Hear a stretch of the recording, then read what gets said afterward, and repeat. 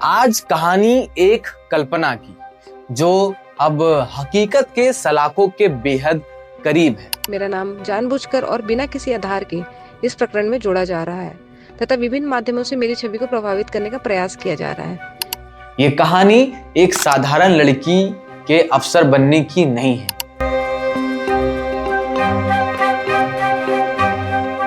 Phone करके मुझे क्या बोलते चमका रही थी कि तुम बीच में मत आओ, तुम ऐसे। मैं बोली मैं उनकी वाइफ हूँ, तुम कैसे बोल सकते हो डिवोर्स के लिए। कि दंतेवाड़ा की धूल में रहने वाली इस अफसर को अपनी खूबसूरती निखारने का ऐसा जुनून था।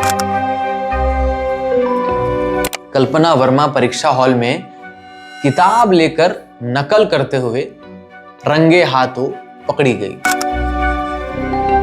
जिस वर्दी को पहनकर देश सेवा की कसम खाई, उसी वर्दी की आड़ में जवानों की सुरक्षा को ताक पर रख दिया गया। नक्सल ऑपरेशन से जुड़े इनपुट साझा करने का दावा किया है डीएसपी कल्पना वर्मा ने। लेकिन 1480 पन्नों की वो रिपोर्ट और फॉरेंसिक जांच जो सवाल उठा रही है, उनका जवाब मिलना भी प्रदेश की सुरक्षा और खाकी की गरिमा के लिए उतना ही जरूरी है।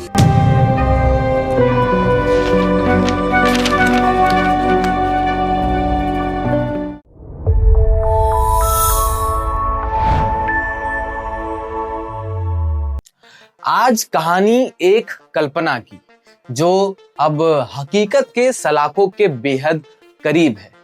एक महिला पुलिस अधिकारी जिसकी कल्पना में इश्क था, अय्यासी थी, करोड़ों के वारे न्यारे थे और सबसे डरावनी बात, जवानों की जान का सौदा था। आज बात डीएसपी कल्पना वर्मा की, जिनके 1480 पन्नों के पाप के पुलिंदे ने रायपुर से लेकर दंतेवाड़ा तक हड़कंप मचा दिया है। नमस्कार, मेरा नाम मनीष है और आप द लोक रस के वश में हैं। कहानी को शुरू करते हैं, मगर पहले आप जो है सब्सक्राइब कर लीजिए, फिर कहानी को बताने का मजा और आएगा। कल्पना वर्मा छत्तीसगढ़ लोक सेवा आयोग यानी सीजीपीएससी के 2017 बैच की वो अधिकारी जिनके कंधे पर जब 3 सितारे सजे तो लगा कि प्रदेश को एक तेज तर्रार और ईमानदार लेडी सिंघम मिल चुकी है। मध्यम वर्ग पृष्ठभूमि से निकलकर खाकी वर्दी तक का सफर किसी मिसाल से कम नहीं था। रायपुर के माना थाने से बतौर सीएसपी उनके करियर की गाड़ी पटरी पर दौड़नी शुरू हुई। करियर की रफ्तार उन्हें एंटी टेररिस्ट स्क्वाड जैसे संवेदनशील विभागों तक ले गई। फिर पोस्टिंग हुई महासमुंद और अंत में दंतेवाड़ा। दंतेवाड़ा वो जिला जहां वर्दी का मतलब त्याग और शहादत होता है। वहां कल्पना ने इसे लग्जरी और वसूली का जरिया बना लिया।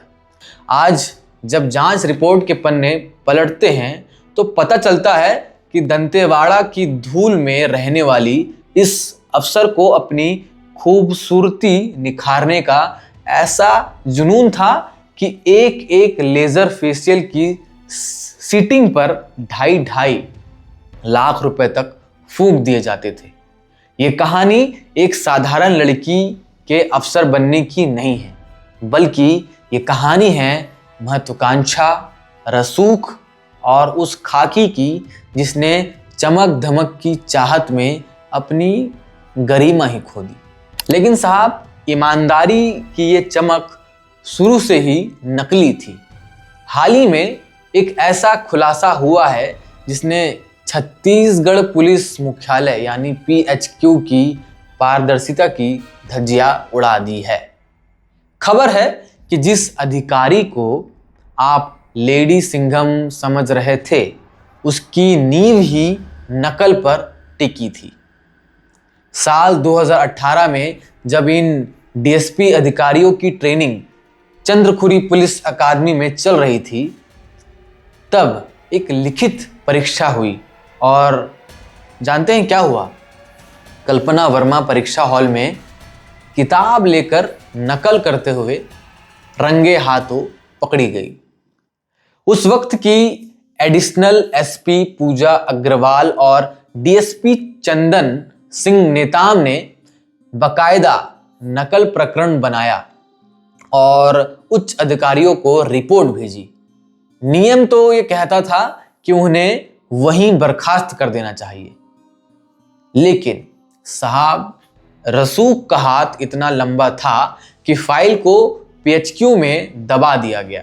ना जांच हुई ना कार्रवाई, उल्टे नकल करने वाली अधिकारी को शान के साथ पासिंग आउट परेड में शामिल कराया गया। खैर, अब बात उस विवाद की जिसने आज छत्तीसगढ़ की सियासत में आग लगा रखी है।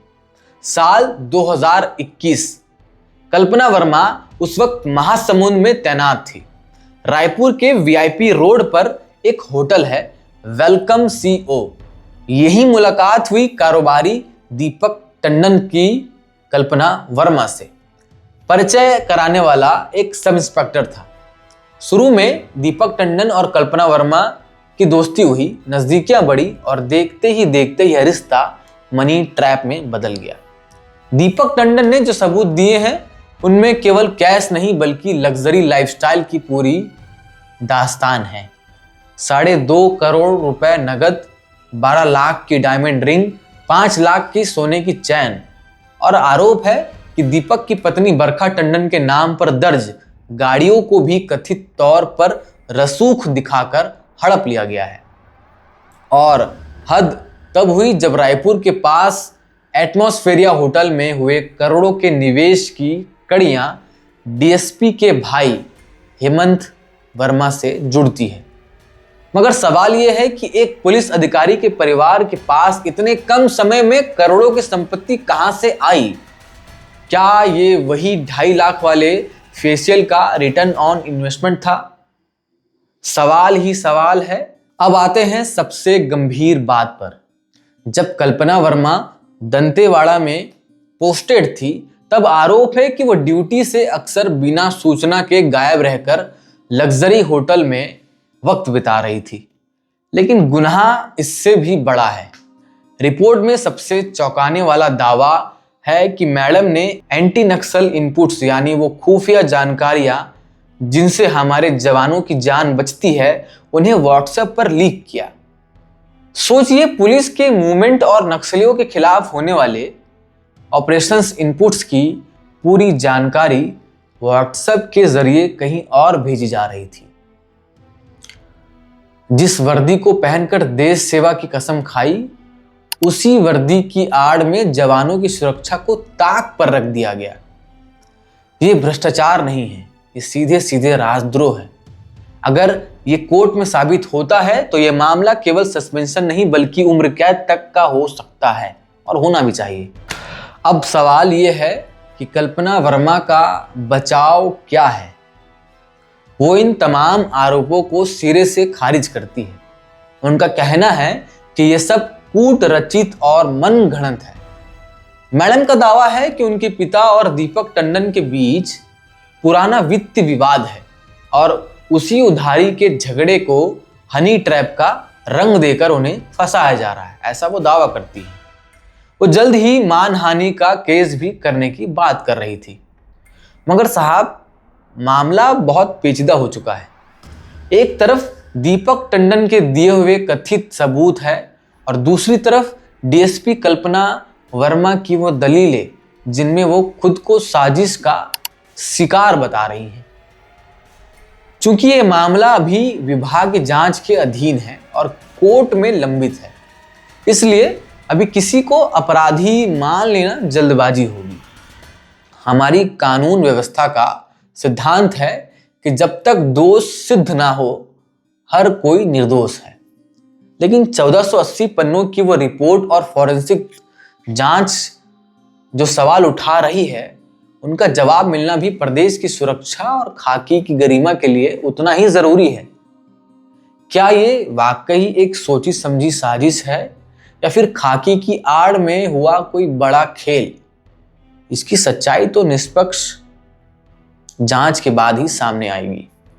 आपकी इस पूरे मामले पर गंभीरता से क्या राय है, आपको क्या लगता है, हमें कमेंट्स में लिखकर ज़रूर बताइए और हमें सब्सक्राइब करिए, मत भूलिए सब्सक्राइब करिए।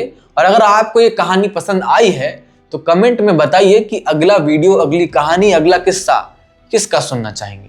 यहाँ तक देखने के लिए, मुझे सुनने के लिए और कल्पना वर्मा की कहानी में अपनी रुचि दिखाने के लिए आपका बहुत बहुत धन्यवाद। लोक रस को लगातार सब्सक्राइब करते रहिए। अगला वीडियो जल्द बनाऊंगा और जल्द मिलेंगे एक नई कहानी के साथ। धन्यवाद।